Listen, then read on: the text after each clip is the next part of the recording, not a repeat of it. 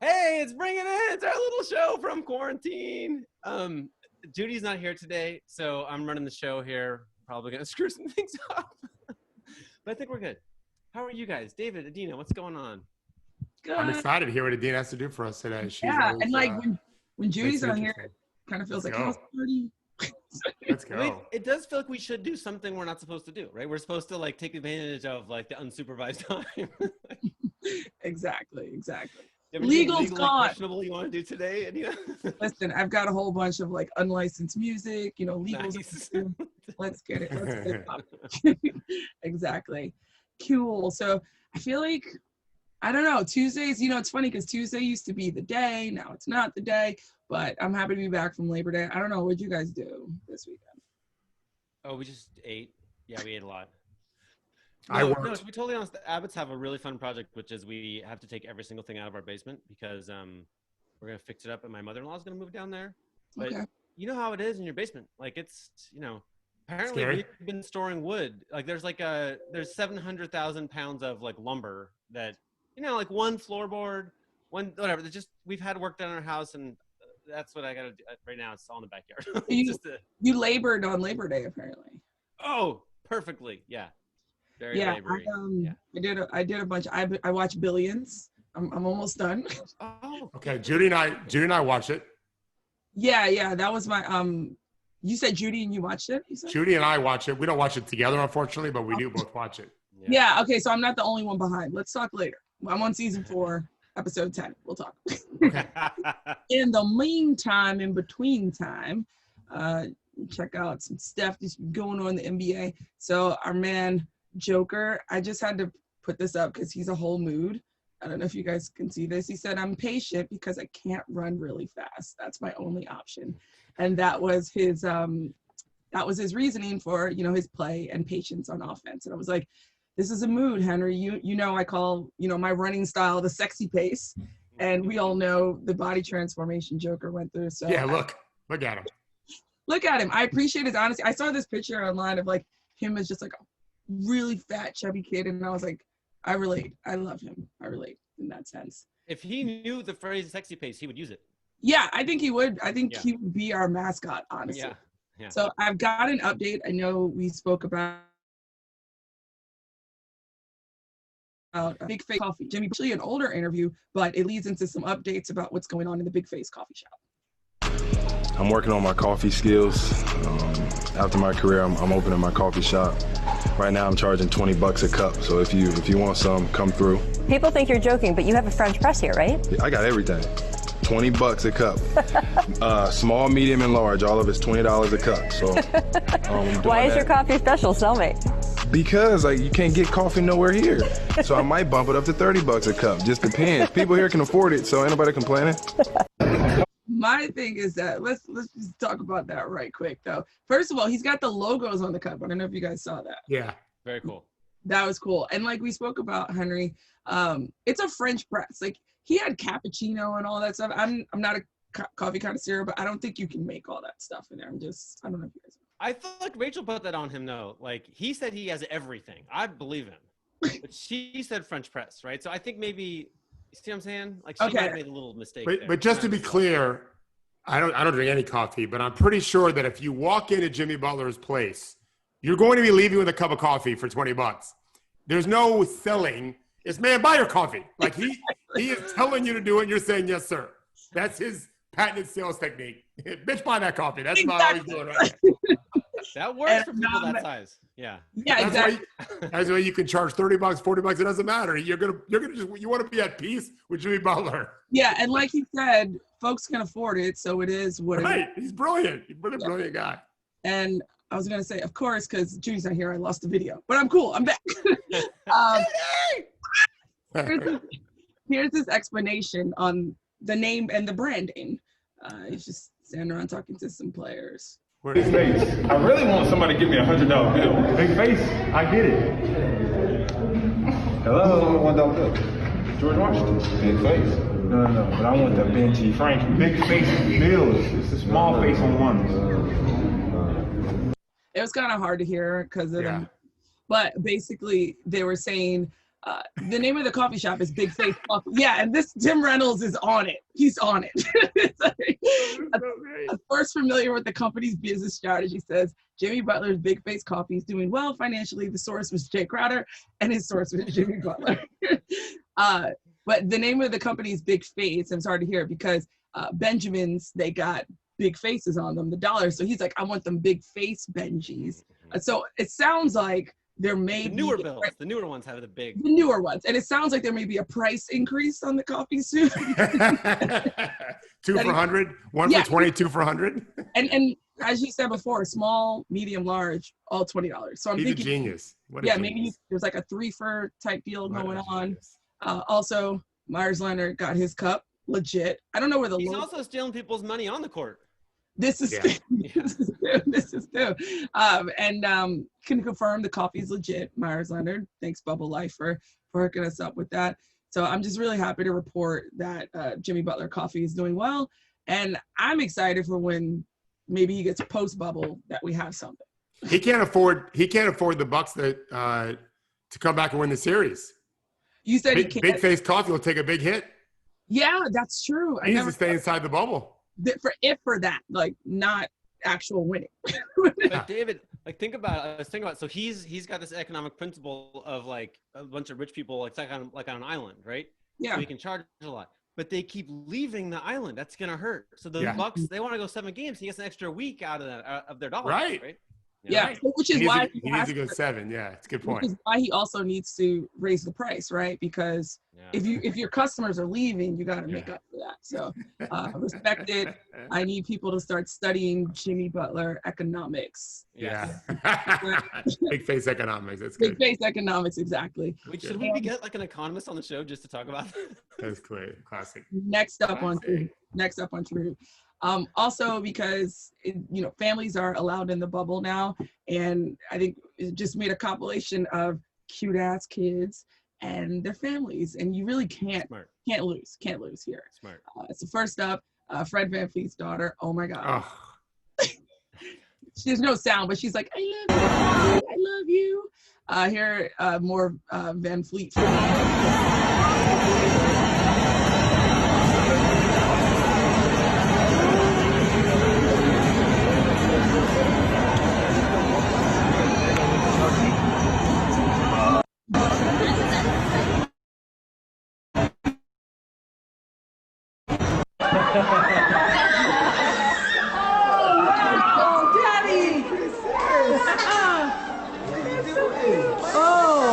They were talking all the way on the plane about going to see Daddy.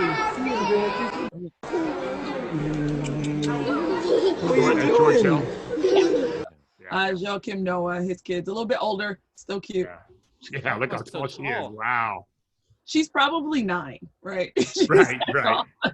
He grew late, actually. Girls are different.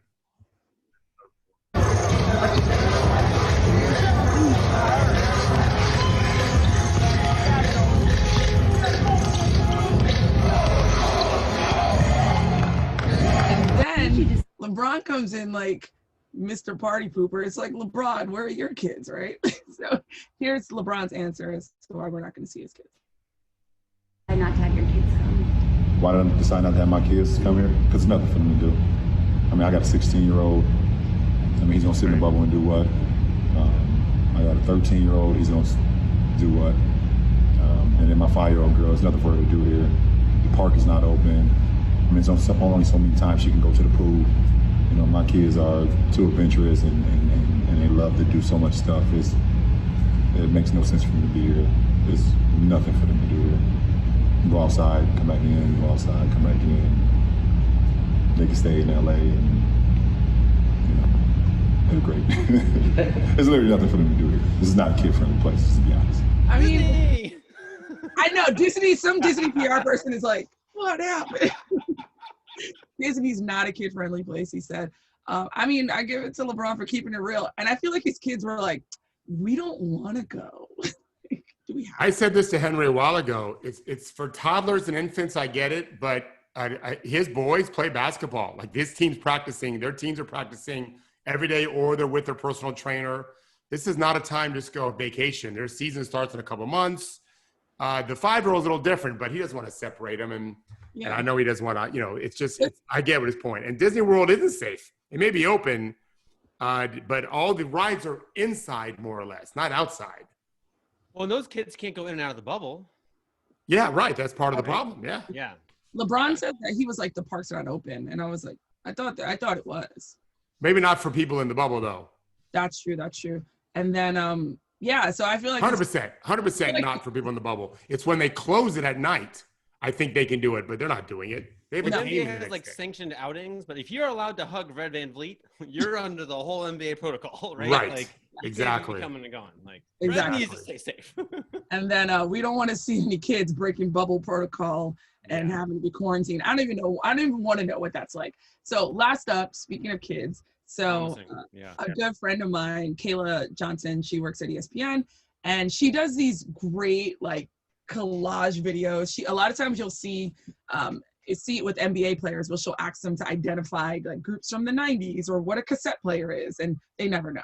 So because she's having difficulty in the bubble, so they interviewed the kids of ESPN employees. And I mean, you put a camera in kids' face, it's not always easy. So I commend Kayla for what she does, but this is hilarious right now. Today, wait, be telling them what we're going to do? We're doing an NBA analysis. And today, we're doing an NBA analysis. But anyway, let's get started. How much do you know about basketball? I know about a little bit from Space Jam. So much. Like this much, like medium, small, or not. And who's in Space Jam? Bugs Bunny. Are there any basketball players in Space Jam, or? They got the person's name. How do you win a basketball game? Getting a lot of hoops. Yeah. Which player have you been most impressed with in the NBA bubble so far? Maybe soccer. Jimmy Bolton. Jimmy. How would you describe LeBron James in the clutch? I don't know what that means. He's the best. How would you describe LeBron James in the clutch? So much. How do you win a basketball game? So much. Which player have you been most impressed? Can you spell Giannis Antetokounmpo? So much. Can you spell Giannis Antetokounmpo? No, that's a no for a question. That's a no. I don't even know what that means. Who would you want taking the last shot of a basketball game? Durant? LeBron Johnson. Oh. Daddy. Kobe, for sure. Who is going to win the NBA Finals? Jeez. The Celtics, yeah. Maybe Lakers. What about LeBron and the Lakers? Do you think they're going to win it? Lakers? I thought about it and I said no. Who is going to win the NBA Finals? Me. I'm sorry. It was too cute. Yeah, rub it in that I haven't seen my kids in 3 weeks plus now. Sorry. I appreciate it. I don't look like that anymore, David. Some pretty spot on predictions, no. Oh, it's so great. Oh my gosh. No, they were super cute. Like, it's not easy to put a camera in front of kids, and I'm sure that there was at least 3 hours of filming for much. Well worth it. Like, do the work, 100%. Yeah. That's my answer to everything on the rest of the show, by the way, so much. So continue. So much. When my kids were in elementary school, they had a really great gifted teacher that made them, I think every week, do like a personal video blog so they get practice talking in front of a camera, which I thought was brilliant. This is back in the 2007, 2008, 2009, when not everyone had a camera in their phone the way we do now. That's good video, and it got them more comfortable. Of course, it would create a generation of people we know live in front of their cameras. I wish I had we never got any. I don't think we ever got the link to all that video they shot. Parents would pay a lot of money. That's how you could fund school systems going forward. Screw the lottery. Be able to go buy everything that they filmed themselves in school that you didn't get a witness. We'd pay a lot of money for it. Yes. Either when they're 8 years old talking, it'd be great. The Thorpes are going to fix the education crisis. Yes, there you go. There's an idea. Yeah. Boom, did it. I mean, now especially that we have cameras on the kids all the time, right? Technically now for homeschooling, so rack it up. Right. That's true. Yeah. We're gonna have to have like one of those like server farms in Colorado, just with like everybody like so much video footage. Here's Jimmy's second grade. Yeah. Okay. We have a lot to talk about. The playoffs are going on, you guys. For real. If anybody would like to join us, including Gerard Hector, you're welcome to. No pressure. I think I can do a thing. Since Judy's not here, it's just going to be so amateur hour. But I'm just going to ask Gerard to start his video, and we'll see if he does. There he is. There he is. Oh, now he's on mute. He's mute. Hold on. It's my fault. Everything's my fault. You're hitting buttons over there. I see you. It's like all of a sudden I see my camera. Oh, I'm like, what's happening? Judy's not here. Chaos is ensuing. Okay, it's old school. There's probably a higher tech way to do this, but Gerard, would you like to be on video now? If not, we can put you right back where you were. Already on. So much. Okay, I promise not to launch anybody else's video joining unless they ask for it. Everybody just put a shirt on just in case you launch. Everybody put a shirt on. Yeah. Everybody, good protocol. Yeah, please. We don't want no problems. Have a shirt on. We don't have a lawyer. We don't have, Yeah, we have no problem. Okay, David wrote a story yesterday, which matters. This matters. There was a big part about LeBron, which we should talk about, but importantly, so many of the players who are playing best in the playoffs were undrafted or drafted very late. I'm going to quickly rattle off. I just looked up the top 50 players in playoff minutes, which actually is kind of an interesting list because it means their teams have played a lot, which means they've won some games. And it means these players have been on the court. They're almost all starters. So I'm going to rattle off all these players are in the top 50 in playoff minutes played this year. Jeremy Grant was a 39th pick. Kawhi Leonard, 15th pick. Fred VanVleet, undrafted. Pascal Siakam, 27th pick. Kyle Lowry, 24th pick. PJ Tucker, 35th pick. Chris Middleton, 39th pick. OG Anunoby, 23rd pick. Robert Covington, 33rd. Bam Adebayo, 14th. Jimmy Butler, 30th. Goran Dragic, 45th. Daniel House, undrafted. Giannis, 15th. Rudy Gobert, 27th. Royce O'Neal, undrafted. Lou Williams, 45th pick. George Hill, 26th. Also really cute kids. Joe Ingles, undrafted. Monte the Celtics, undrafted. Duncan Robinson, undrafted. Wesley Matthews, undrafted. Ivica Zubac, 32nd pick. Torrey Craig, undrafted.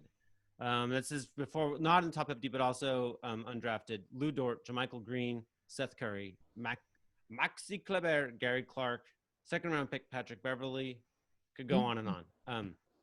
It's almost like being a lottery pick hurts, David. What's going on? Well, you said Thies was undrafted and starting the Celtics. Wesley Matthews starts for the Bucks, and he's not a young player anymore. Duncan Robinson started every game for the Heat. There's a bunch of guys, obviously Covington and those guys. Jeremy Grant has been starting for Denver early in the playoff. He moved in the starting lineup, and will replace Millsap next year if they keep him. There's a lot going on, right? What I've been contending, and you've known me since I first started contending this, is I think a ton of wasted money and time by NBA teams, all looking for the next Giannis when they don't even know when they see him what he's supposed to look like. The evidence is overwhelming. What we've always said with TrueHoop and when I was at ESPN is the franchise has a lot to say about where a player's career arc goes. Mm-hmm. It's a mistake to think that, okay, this guy is going to be the next thing like LeBron, no matter what. The argument I've always made is some guys will. Like Russell Westbrook, James Harden, although Harden obviously changed in Houston because he got more opportunities to score, but he's probably going to be great no matter what. He seemed like he had an ambition for it. We all know who these guys are. Most people need to be part of something bigger picture. The best example I can give that you won't think about is this. I've said this maybe on the show once before. I saw Tim Duncan play when he was a rising junior in college, and people thought he might go number one, but he was like the fifth best player on Team USA's under 21 team. and he's one of the best 5 players of all time. Let's be clear about this. He was going to be number 1. We've seen plenty of number 1 picks not even be all-stars, much less Hall of Famers, much less top 5 or 6 all time. The Spurs are terrific, not perfect, terrific at helping a player reach his full potential. And this is what I think is missed over and over and over again. Where PJ Tucker, I'm telling you guys, LeBron James, I wrote about this. He had a layup and then a dunk on back-to-back possessions, end of the 3rd period, start of the 4th. All right, that little stretch is when the Lakers took control of the game. The first time he got the layup, he was scanning the court, standing still, and I promise you all he was doing was trying to make sure he knew exactly where PJ Tucker was and could he get to the rim in time. He's not a shot blocker, but he either would get a charge or inflict damage on LeBron's aging body. The second time, which was a dunk, PJ wasn't even on the court. You're not doing those things typically with PJ on the court. He has to be accounted for all the time. He was a 35th pick for the Raptors. After a year, he went to Europe for 5 years. 5 years. So Robert Covington, another guy who's having a terrific postseason. Daryl Moore, I told Daryl when he first brought him, how'd this guy go undrafted? This was many years ago. There are so many players that won't be drafted late in 2020 who are going to be guys that are on this list. We'll do this in 5 years. I'm bringing in 2025 edition, and they'll be full of guys that didn't get drafted because they don't know how to project and how to develop the way they should. The evidence is overwhelming. And the ones that do keep winning games. Are we just noticing this because of bubble life, or is this something that mostly happens in, like we see in postseason? I've been writing about it since 2007 when I first started covering the NBA for ESPN. Mm-hmm. I've seen it firsthand so many times. I do think the league's changing a little bit though. Like now, so like Duncan Robinson 20 years ago would never see a minute, right? Because like Kyle Korver could shoot like that, and they didn't run a single play designed for a 3. So like Kyle Korver struggled to get on the court his first 5 years in the league because 3s weren't very valuable. Duncan Robinson was a bad defender, right? So he's got this skill that nobody particularly wants. Yeah, JJ also. But now if you can shoot, they might give you a couple years to develop your defense, right? Yeah, because that's they the point. you so badly. That's the point. Yeah, so I wrote about the Heat. If you follow the G League like I do, the Heat's team, which is weird, in Sioux City, Iowa. Am I right? Sioux Falls City. What is it called? I just went blank. Definitely far away, and it's freezing freaking cold. It ain't in Miami. We know that. Yeah, I don't know why I think Sioux City. The Heat really that's a big deal for them. I think they are extremely professional in their approach to include your physical makeup, your body. John Hollinger wrote today as an example how people are – we'll talk, I'm sure, about Mike Budenholzer and not playing his best players enough minutes. But Spoelstra's not doing that either, although they're winning games. He's resting guys too, and Henry knows when Spo first learned why you can't play a guy more than 3,000 minutes. We can talk about that. The Heat are very good with that kind of stuff. So they developed Duncan's defense so that it's good enough. And now, to Henry's amazing point about not running plays for three-point shooters back then, a lot of teams don't do that now except for their star. The Heat run single doubles for Duncan all the time. Like they're running stuff for this undrafted player. And they're embracing the modern game in the best ways. And they don't care where you got drafted. They're trying to win a game. That's all that should matter. I think there's an advanced stats part of it too, right? Like, we don't really know which players are most effective on defense by looking at them in college, right? But like now, but you put different bodies into the NBA game and you realize like, oh, like Daniel Tice can play, right? Like because we're measuring it, right? Like, we're starting to measure defense and we're starting to see that what works is PJ freaking Tucker, who nobody wanted, right? Mm-hmm. All of a sudden. I was starting to mark the list. A lot of these players have come through the Rockets organization, or through the Sixers when Sam Hinkie was there. Like that's not a coincidence. Like they're noticing what's working, which is a way to defeat your own prejudice, where you think you need really long, beautiful athletes, right? Like But if you're like, oh, that guy can just play, like then the stats pick that up, which I think is actually really helpful to Fred VanVleet and PJ Tucker and guys who don't have the body of that scouts. Right, like. George Niang from Utah, who's a young man that I know, who's one of the best shooters in the world. People don't realize he led their team in defensive rating for the regular season. Henry's point is so good, and this is what I wrote about this a little bit. This is what scouts should be looking for. I'm sorry, it's not hard to see LaMelo Ball's talent. We all see it. We all know it. Just like we saw LeBron's talent and all these players. But finding the PJ Tuckers and those guys, that takes some talent, especially in projecting it out, right, Gerard? See games now. You see what PJ does. Yeah. So much of it to me, and David, I know you obviously write about this, and Henry, and we've talked about this. When you're a team and an organization, it's more than one thing is determining whether player A is going to be good. Yeah, he has to want to work enough, right? That's one thing. But the environment has to be right for that work to mean anything. And you have to have GM, coaching, scouting, who all work lockstep. That doesn't mean they don't disagree on things, but they also ultimately understand, here's our vision for what we think we want to do here. Here's what winning we think looks like, and what are different skills that we can find that are valuable, right? Because if you look at PJ Tucker, you're like, all right, or an average NBA scout, I looked at him as like, kind of big, can't do this, can't do it. It's always can't, right? Those are the first things we look at. Okay, but as was said in here, he's built like a fire hydrant. Try posting that dude up and moving him out of the block. Good luck, can't do that. He can hit corner threes with pretty good regularity, right? Probably, if I look at the stats, above average. I think he's number one in corner threes. Yeah, in corner threes. I mean, and again, okay, yeah. If it's a shot clock's down to 4 seconds and he's got to create a shot on his own, all right, you're probably screwed. But that's not, if you have smart people, you ain't going to put him in that position anyway, right? Like, you're going to do other things to make sure he's in best position to succeed. And the best teams, they all have that. We talked about it with Bud, and I know we'll get into him. If you are flexible in your mindset and you can be like, how are we going to win? What do you do well? Yeah, okay, I want you to do this thing, and I want to put you in position to do that thing. But most people and coaches and orgs don't have that. They're either myopic, afraid, worried about their jobs. There's all these things that don't allow them to do what could be good for the greater good, which is ultimately winning. Yeah, there was one thing you mentioned. I think time is also the important thing, right? Like giving these players time to actually become corner tuck, and to get that off. Because even if you do give them a chance, it always feels like you have to make the most of your minutes. You still do, but your minutes are going to have to develop to become quality minutes, and I think a lot of teams don't realize that. Yeah, Henry wrote about this in 2010. Henry wrote about this because he interviewed me for it. I found it yesterday. One of our subscribers who's been a guest on our show says she's royal jelly, that phrase that we use. And I Googled it and I found an article Henry wrote about, and Adena, he literally said this exact thing.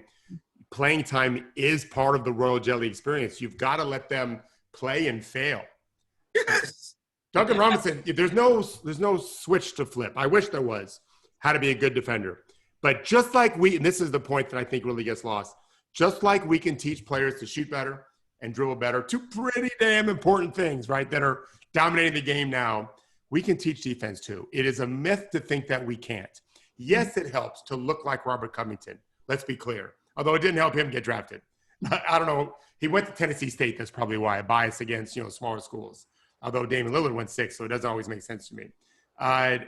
We can teach all of that. We can teach defense to anyone. There will be, in most cases, some kind of limit. If a ceiling is lower because of your lack of size, length, quickness. PJ Tucker, although I think he is really long, I don't remember what his wingspan is. It may be enormous. So that is greatly helpful. But he's not athletic, although he moves his feet very quickly in tight spaces. Super, super important. So in the pre-draft combine, they do shuttle runs, but they're more running and not side to side so much. PJ, and here's the other thing PJ does. This is a technique that I guarantee you he learned. He is boxing, and I don't mean that in a bad way or a violent way. Watch his one-on-one contests in isolation, which is crazy that anyone was isolating him. It's like boxing Muhammad Ali in his prime. he's jabbing and weaving and moving his feet. And if you are thinking about him, which you should be, you're not thinking about the help, which you need to be. And that's why you should just pass the ball. Because he's making you think about him, which is the thing I teach all defenders. If they're just looking past you, your team is fucked. Because unless you're really like PJ Tucker, they're going to get by you. These are the world's best players. And if they're already able to calculate, this is what LeBron does. LeBron knows he's cooking Westbrook on those 2 plays I wrote about. He knows Westbrook's cooked, done. He is scanning the court. Where's PJ? Where's a shot blocker? Okay, the Rockets have none. Where's the guy that can take a charge? Okay, I can maneuver. He maneuvered the whole thing. He choreographed it before it ever happened. But if you're out there jabbing and boxing and weaving like PJ does, he can't do that. And that's how you slip in and take the charge and everything. That's what PJ's one thing. His techniques improved much more. Well, and so defense is half the game. Like no matter what anybody says, like, it's literally half of how you win, right? Mm-hmm. And it's not half of what we notice or recognize, right? So, I have a prop. I thought someone came in an older book now, but these economists look at like a bunch of stuff that is stupid in sports, and one of them is like the way you get drafted. Like if you play well in the tournament, if you have a high scoring game in the tournament, you get like they've studied this over time with math.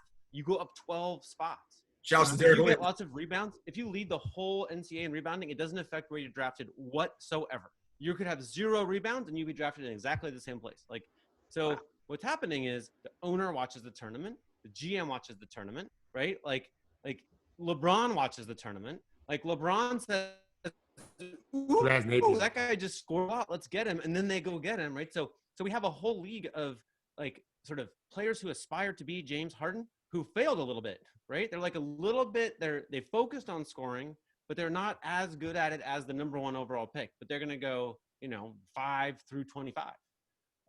They're actually, I just wrote down here. I don't know if you're going to read my handwriting here, but it says Earl Clark. Remember Earl Clark, you guys? I trained him. I trained him for the draft. He could conceivably do everything, right? He was a little bit of everything, but he couldn't stick in the NBA because he wasn't great at anything. David could talk about it more knowledge. But to me, it takes a lot of confidence from Daryl Moore to say no. The PJ Tucker skill set, the MVP of the end that we don't measure very well, is something that we're going to prioritize so much. We're going to build our whole roster around it. Like PJ Tucker's like our co-MVP with James Harden, just at the other end of the court, because we are trusting our interpretation of the game so well that we're not going to take a multi-tool player. We're going to take a one-tool player, and we're going to win with that. I think that's like a correct thing to do, but it takes a lot of confidence, and a lot of teams would rather just have like, I don't know, Shabazz Napier was pretty good in the tournament, right? Well, I think, Henry, and Coach, you know this, obviously the Euro League and the other leagues are also outstanding, right? But by and large, the 450 best basketball player in the world. So those are the highest talented and highest skilled players. But I bet on the 30 teams, those aren't the best 30 basketball minds in the world, right? The correlation isn't the same. It might be one dude who's really good or 2 dudes who's really good, but everybody else might be average or below average, right? And this is why you're getting draft picks that don't work. You're not developing, right? Because you don't see the whole thing. And it's that person might be in Europe or that person might be right here in America, but will never get that job for a whole host of reasons that I don't even know what. So it's this weird kind of balance, right? Between these are the best people that do one thing on the floor, but the people who are in charge of developing it, they're not the best people. Henry, did you put Paul Millsap on your list? No. He wasn't in the top 10 minutes. Yeah, because because of Jeremy Grant. Paul Millsap destroyed college basketball as a fat kid. Yeah. that to me, I draft him as soon as possible. I mean, obviously, I wouldn't take him first or second if there was someone better. But Henry knows years ago I loved Trey Burke, and he wrote about this. He talked to me about it. Trey Burke destroyed college basketball as a tiny little man. So to me, if you can do that as a tiny little man, Carl Landry, another one. What was Chuck House? What was Chuck Hayes? All Rockets. They're all Rockets. Yeah. I've said this many times. Daryl's the best. Whether it's math or not, The Rockets have the best scouting system, in my opinion, by a long shot. They can't get everybody. They can't. There's rules against that. But to me, Trey Burke destroyed a good college basketball season as a very little guy, which means he figured some stuff out. And so my attitude is now everywhere he's gone, they've not been able to create an environment. And I get it. You can't just move the environment to Trey Burke. There's lots of people to be involved. It looks like Dallas has found, and he's going to be really good for them for long. I always thought he was a Bobby Jackson type. The combo scoring guard who's the world's fastest human with the ball, like there's a place for that. You have to allow for that to happen. Trey Burke is that kind of version of Bobby. He's not as fast as Bobby. He's a little bigger though, right? Ben Bobby, not much, but yeah, he's a little. Really? And Bobby's faster. Now coach has me thinking of like players who were slightly overweight in college, but like really pushing up. And then I was just like, how much did Kevin Love weigh? And I was just take a look at. Well, of course, Kevin Love was the top 5 pick. Yeah, that's because he was Draymond was kind of fat in college. Like yeah, Draymond, Millsap. There's a lot. Look at Jokic. When we talk about the Joker, I think I may have sent Henry the picture of his old passport before it was viral. I saw Jokic. Wow. I saw it. An agent from Europe showed it to me when he was a rookie, and now look at him. And what I'm saying is, remember, I was getting killed on Twitter for suggesting in November he should lose the weight. I still think he's only 60% of where he's going to get. Like when you've lost that kind of weight and you start changing your life. Remember, Kevin Love went from fat to skinny to basically a fitness model, right? Jokic, body issue. Right. The Joker can get there. Jokic can get there. He can continue to lean out. He's still young. Strengthen out, lean out. And I watched him last night. He is not a good defensive player for lots of reasons that we could get into one day. But he's starting to try because he has the energy now. He has the energy. He wants to be good. I mean, he's a brilliant player and probably the best player in that series after 3 games with the Kawhi Leonard and Paul George. Jokic has been the best player in that series. Jamal Murray's just gone AWOL. In part because we could talk about this too, in part because of the defenders that the Clippers have. They can throw great guys at you. This is a little love letter to Rudy Gobert. Now that Jokic is back as a scorer, right? Now it's clear what Rudy was doing. When I watched that series so closely, it was about a draw, which is incredible. That's why I went 7 games. Yeah. Like I did not expect it. I didn't predict that. I predicted Denver to win in 7, but not because of that reason. Yeah. Gobert really battled, and Utah deserves credit. Royce O'Neal's on this list as an undrafted player. They've done a good job building a system. And what's interesting now is Utah, that system is now allowing Donovan for the second time in 3 years to also be incredible. It's not limiting him. That is tricky. And look what Denver's doing right now. And Utah's missing the 20-point score in Bogdanovich. Yeah. I got to give Quinn – I don't think Quinn coached Game 7 very well. Jamal Murray played out of his mind, and he's not playing well. And meanwhile, they've got the Clippers. I mean, they could have won the game last night easily. Henry, you mentioned the whole, like, half the game is defense. So maybe, like, even though it's a meme and everybody loves to, like, make fun of it, Rudy had some good points about crying when he wasn't named an all-star. Like, because this dude is, like, really good, but we don't care about that end of the floor for whatever reason. Like, it's not flashy enough, you know. Right. Nobody wants to see you and get low. Nobody wants to see you block. I mean, block shots maybe, but it's just not fancy enough. Coming from a defensive specialist, I'm like, I know it hurts you. I'm a person too. Coach, I had a question. Like, you know, I watched my nephew play overseas. By the way, they started in Latvia, so really excited about that. Don't know how to pronounce the name of his team yet, but I'm rooting for it, rooting for him. And you know, seeing these, I didn't know how to pronounce the last team either. Love them though. You know, seeing these guys who go undrafted, are invisible for a while, and then all of a sudden, you know, you're a PJ Tucker. Is there a time? And I watch people overseas, and they're a lot older at times, and, you know, they're just not giving up on the hoop dream. Is there a time where you have to tell them, like, yo, it's time, like, you're not going to be or do you just let them, you know, keep having their PJ Tucker hoop dream? Like, Hold on. What are you asking your nephew me? does not like hearing this. I guess what I'm trying to say is, like, is there a time, because you look at people who play overseas and, you know, all of a sudden they get picked up and then they get a long career in the NBA, right? But it may have taken like 5 years of kind of invisibility to us. Is there a point in time where you tell folks like, yo, you're not going to be PJ, you're not going to be this, and just like stick to playing overseas or give up your hoop dream? Or do you let them hold on to that they may be? Well, to me, I always allow for luck to happen. But you don't go from the Latvian league to the NBA, right? Mm-hmm. There's a process. There's a player. And I'm not saying that for my nephew. No, of course not. I wasn't. I didn't think you were. Yeah. There's a process. So there's a player that actually a client of mine for a long time who's Israeli, who looks just like PJ Tucker, except he's Israeli. He's maybe 6'6", 6'7". He has a legit 7-foot wingspan. He's built like a truck. I've had him lean out maybe 30 pounds, but he's still powerfully built.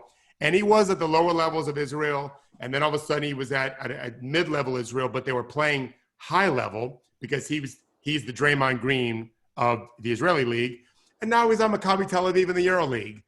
And it's not so crazy. He's 26 years old. Mm-hmm. It's not so crazy that he could be in the NBA one day. Probably not going to happen. He shoots a three. He's the best defensive player that I've seen in Europe that isn't a 7-footer. And I've never once said you can't make it. He doesn't think he can make it because almost no Israelis ever do. Mm-hmm. The idea is just to get Adena to continue to climb as high as you can, keep fighting the good fight, and then you do typically have a drop, except for if you really aren't just a role player, but a high-level role player star, you can stick in forever. But before I forget, though, will you tell me the name of your nephew's team? Listen, I have a photo of his jersey because I don't know the name. There are 4 teams in Latvia that I can watch on Synergy. I can download his clips and send them to you. Okay. The funny thing is that my brother-in-law, my sister, they like stay up for all his games, and I'm like, yeah. Stay up? What are you talking about? Oh, it's east of us, sweetie. They can watch their games at noon on a Thursday if they want to. Yeah. Okay. So it's VEFRIGA. That's how you spell it. I don't know. Yeah, you're talking about Riga. That's the best team in Latvia, typically. Oh, yeah. see, I knew. What's your nephew's game? What's your nephew's name? Kyle Allman Jr. You know, I don't think 2021 is up yet. Okay. So I'm gonna find him. Wait, can we do a thing? I mean, obviously, if your nephew's into this, but like, how fun would it be to have David watch him play, and then they have like a little Zoom where they have a little chit chat about basketball? I would love it. I would love to. I can even record it and tape it for you. That'd be fine. But he also like says 7 words and everything is cool. It's cool. My son's always chill. Yeah, chill. I love him, and you know, if he gets in some bubble, I will be that annoying auntie there. NBA, whatever. Like let's do it. Something I do want to say though regarding defense is I do think Gerard's point is great about the lack of, let's say, innovative minds or projecting. It's very hard to project the future, obviously, for anything. But the NBA does have a lot of very, very good strategic thinkers as it relates to defense. What they don't have in mind how to play better defense. And I built a side business in part because of it on either end of the court. There are not a lot of guys that can say, well, you should do this, this, and this, but they can't teach them how to do it. Mm. So as that improves, as more people like Ryan Pannone, who we've had on this show, who can do it on both ends and has, like literally Ryan talked about this on our show. He went to Miami, sat down with Amari and broke down both offense and defense where he was failing fundamentally. And Amari bought into it. I mentioned in my article yesterday, did we mention Steve Nash? We did, Henry, yeah. So Kevin Durant, guys, it'd be like to coach him on individual stuff would be like giving Picasso ideas. I'm not exaggerating. Like Kevin Durant's one of the greatest players of all time, for sure. It takes significant courage to say to Durant, you should maybe try this, or I think this will work better. Nash can do it and did it. My guess is, and I wrote this, probably in Golden State, Nash did. Nash saw something, and Durant listened. That doesn't mean you have to be a Hall of Fame player to see it. I didn't play in the NBA, and I see almost everything. David, to listen to me is a different story. There's a recording of them together in an event where Nash says, the thing that he likes about working with Durant is you can give him an idea on Tuesday, and you're thinking he'll add it as a skill over weeks, but he's like, but Durant's so good, he'll practice on Tuesday and do it in a game on Wednesday, which means it happened. Yeah, I didn't realize that. Yeah, so that is what we're talking about. But players don't always listen if your name isn't Steve Nash. I know when I first started out, nobody was listening to me. I had to work hard. Heck, I couldn't get Chad Ford to take my call or my texts. I had to work hard to build a reputation, and that doesn't ever change. Nash is given that. So as more and more players are growing up, understanding the value that they can bring to a player individually and then make it stick, you give a player something he can work with and get better at, but they will be loyal. Doesn't mean they'll only be loyal to you. They shouldn't be, but they'll listen to you because they're like anyone else. They're trying to cheat the game in a good way. Just like any writer would take good tips from someone who's proven to be a good editor, right? We want to get better. As players do that more and more, and I think PJ and the guys that don't look the part and yet are dominating defensively, if they did it themselves, great, and some of them probably did, but there's also probably someone in their ear guiding them to some degree.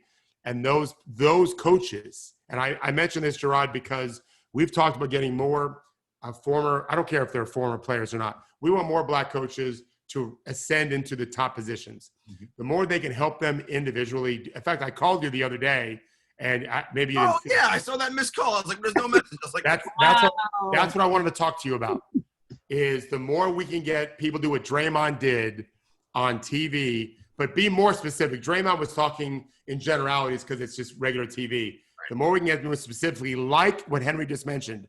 And by the way, not every player can translate. I remember helping Lou Aldang. You tell Lou all it takes a day, it's in the game. I've had other players who could do it immediately, and then other players 5, 6, 7 times. It's just the way it is. I promise you, Swaggy P wasn't picking up on day one. You leave Swaggy P alone. USC's fine. There's a family saying we have really from my dad is we always say a good shooter makes the adjustment. And it's kind of what you're saying. I say that for life, right? Like I may be making the same mistake over, and not the same mistake. I may be missing the shot, right? But I'm making the adjustment each time. And eventually, I'll make the shot. And I think a lot of those players, Adena, are geniuses. We don't necessarily see it that way because they're playing in a sport and they're not scientists. But my experience is the NBA guys I've had can calculate so much in their brain and take what I'm giving them and immediately translate it. And the ones that can't tend not to bubble up there unless they're really athletic and long and have other skills. They're not all geniuses, but a lot of them have brains. I would call it pattern recognition, right? There's a pattern recognition idea there that I've said this many times. Henry knows this. I've coached a lot of players that if they grew up in my Jewish middle-class household in Seminole, Florida, they'd be like physicists and attorneys and they're brilliant. They didn't know. They grew up in a very different environment. You remember Tyrus Thomas? Yeah. Yes. I always thought Tyrus could be a physicist.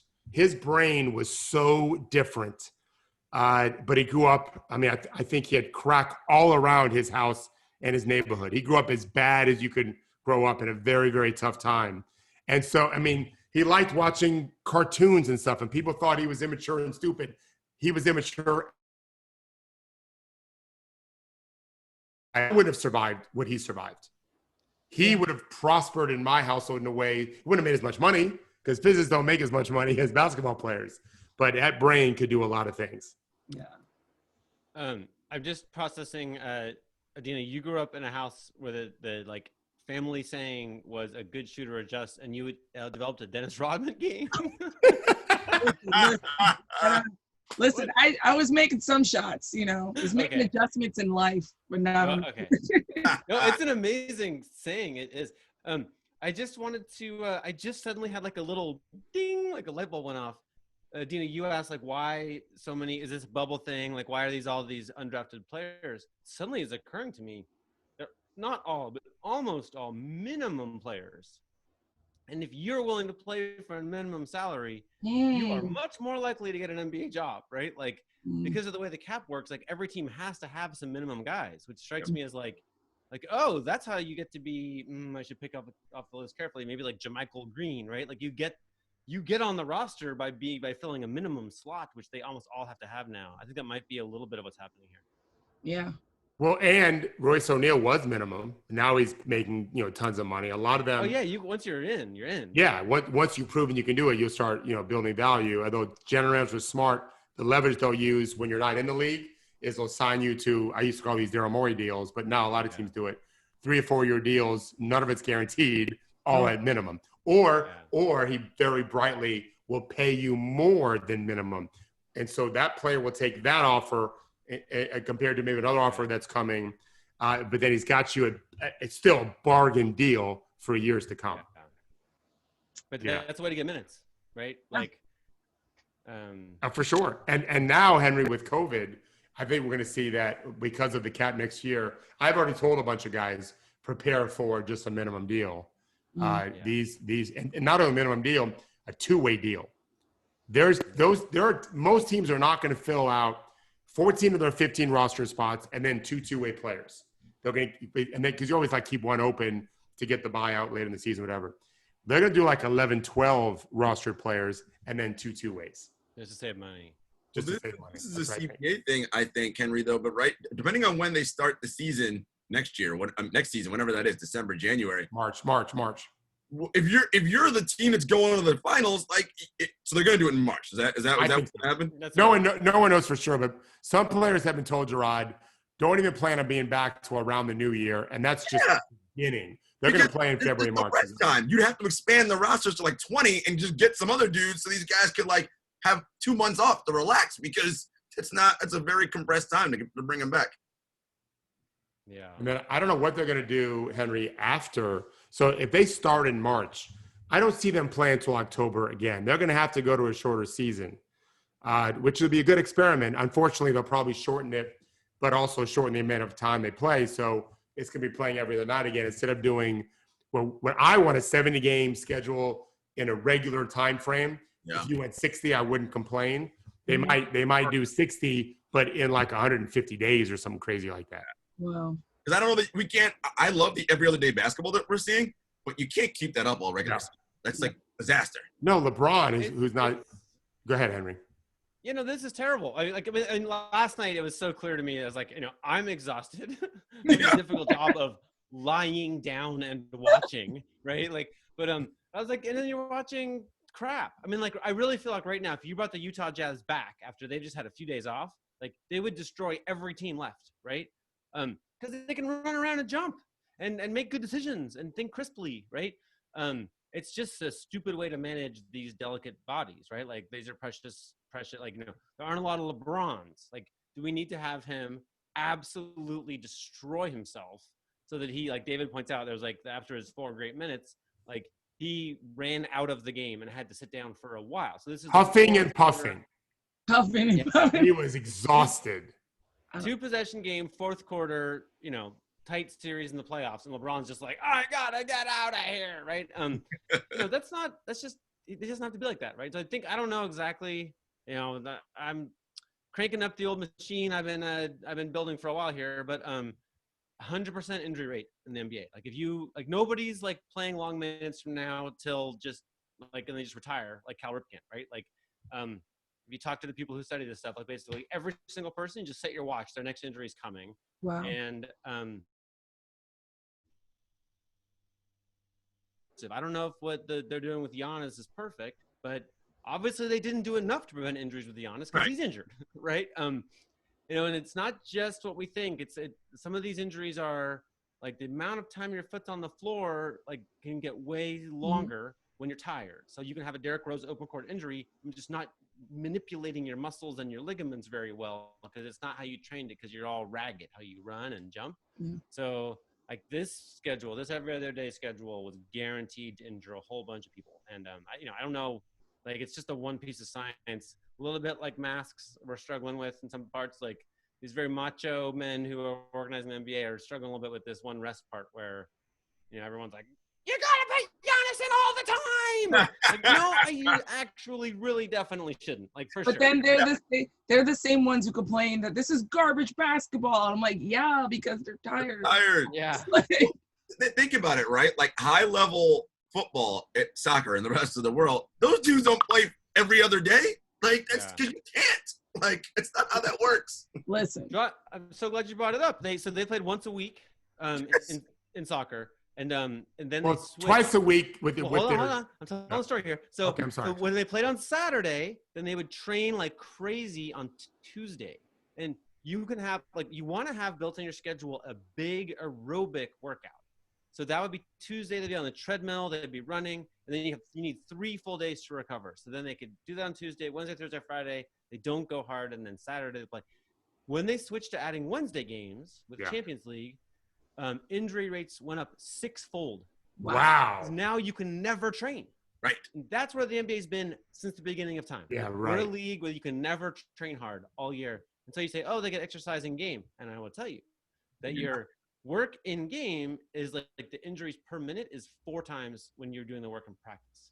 Wow. So you want to have a league where we have no idea what Kevin Durant's body would be like if he could train hard, right? He doesn't train hard. He never gets to. It's never smart. It's actually they work so much in games. It's smart to just do nothing, right? You should just lie down. I'm watching TV. Or I'm sending mean tweets to people because yeah. It'd be like we've football. never seen well-trained NBA players. It'd be, and Henry, I think you've made this point before. It'd be like NFL football without the incredible race car level violence of the sport. Yeah. Right. If we just played, I'm not saying yes or no that we should be doing it, but we should be doing it for their bodies. Yeah. Right. Because it makes total sense. I'm glad you cut me off because it's weird in soccer. They take the best teams and make them play twice. I know. It's actually an advantage not to be in one of those Europa League or the Champions League. You really can. Could we do 2 times a week NBA games, Henry, and them allowed to train enough? I mean, not really. You really want to have Sunday, Friday. If you're playing 10 deep or whatever, I think you probably could. You could probably go crazy hard and then just have short stints. Maybe it's okay. But if we're gonna play Fred VanVleet 40 minutes a night, then no, that dude needs to just take a nap. Fred and Kyle, what are they averaging in this series? 40 minutes? It's Jesus. This is the argument I've been making when Henry and I argue about this, and I've come a long way farther than he has because he was more right than I was. My argument has been, I don't want to shorten it to 50 games. I want to play more guys more minutes. Yeah. Henry's list that he just read off is an example of what would happen if we gave, to Adena's point, more oxygen to these undrafted or second-round pick guys. Let them, who knows what, no one knew Karis LeVert would be a star. Yeah. But nobody could guard him in the playoffs till everyone else just got hurt. Play more games, play your stars less games. I understand the media behind and the marketing and ticket sales, whatever, but there's a lot more talent out there. And here's the other thing. I know we have to go. You won't just be able to play ISO basketball because there's not that many Kyries and Kawhis. Great. Let's actually play real basketball. And here's the beauty of it. Our court is so huge compared to a college court and the European, the way they play, is we'll be able to have better spacing and run beautiful offenses, which we do see sometimes. You can't just depend on your ISO king. You have to play jazz. And who doesn't want to watch that with some great players? And how good would Bol be right now if he'd play 20 minutes every game? Right. Then everybody be more rested. Maybe, and Michael Porter Jr. has been in and out, right? I feel like if you just bet on all your Wenyen and Gabriel, pressure. I think we've solved it, guys. Congratulations, guys and girls. We're going to call Adam right now. Adam, we have an idea. I'm one. Got it. Hey, we do Bol. Hey, Bol. More Bol. We do. Bol. In Major League Baseball, they do pitch limits, right? We should do the same thing with our players. What Bud is doing, what Spoelstra is doing, it bothers people, it rankles people in the playoffs. There's a science behind it. Let's let science dictate. Let's have a cap on Harden, all these guys, and play other guys more minutes. And you'll be surprised at how many more. This is proof. Henry's list is proof of how many guys can do stuff just because they weren't great when they're 18, 19, 20. They were good. They weren't NBA level. Now look at them. We'll have more guys like that. Every team's got them. 2 words. 1 word. Mobile. More mobile. Put on a T-shirt. Right? You imagine getting Adam on the phone. Adam, I got it figured out. Bowl. Literally, he's gonna be like, click. I kind of want to make a movie. Let's make like a fictitious movie of how the NBA works behind the scenes, and we can just make this scene. It'd be a good scene. Start a hashtag too, more bowl. Like, do you know how busy I am? Bowl. No, but trust me, it'll work. All right, thank you guys. We'll be here tomorrow. Everyone, Yes. be here tomorrow. It's gonna be fun. Bye, guys. All right, thank you. Let's see if I can show now. Good luck.